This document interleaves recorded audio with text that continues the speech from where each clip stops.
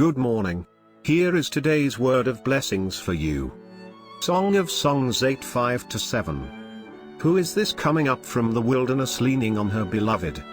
Under the apple tree I roused you, there your mother conceived you, there she who was in labor gave you birth. Place me like a seal over your heart, like a seal on your arm, for love is as strong as death, its jealousy unyielding as the grave. It burns like blazing fire, like a mighty flame. Many waters cannot quench love, rivers cannot sweep it away. If one were to give all the wealth of one's house for love, it would be utterly scorned. Today's title is The Love Stronger Than Death. The Bible is a book of love. Did you ever ask why? The answer is rather simple. It is because the author of the Bible is God of love. The God who is love created man after his own image. So love is the very foundation of human life. Man cannot live without love. That is why people are so desperate for love.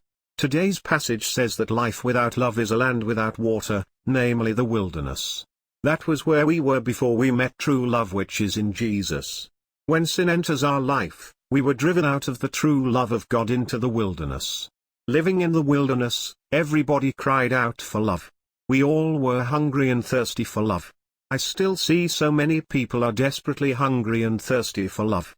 They need to find out the true love to free themselves from the pursuit of empty love. In God's appointed time, came Jesus, the Son of God who is love. The first thing he did was to go to the wilderness to rescue those who were hungry and thirsty for true love. He poured out his love for those who came to him. He still opens his arms and holds them in love. This is pretty much the spiritual background of the scene in today's passage. With the true love in God restored through Jesus, we can now live leaning on the arms of love every day. God never wants us to lose that love again. So he says, place me like a seal over your heart, like a seal on your arm. He wants us never to lose him again. The absence of love between him and we must have been as painful to him as it was to us. He wants to seal his love once and for all now. How does he do that? With the cross where he died but rose again, breaking the grave. Now the true love cannot be taken away or stolen. True love cannot be sold away, for it is sealed with the death of the Son of God. The love has been poured out for you forever. This is how we have the true love of God. As Jesus said, it will never depart from us. How do you appreciate it? How do you treasure it? Our life will be still in the wilderness without this love of Christ.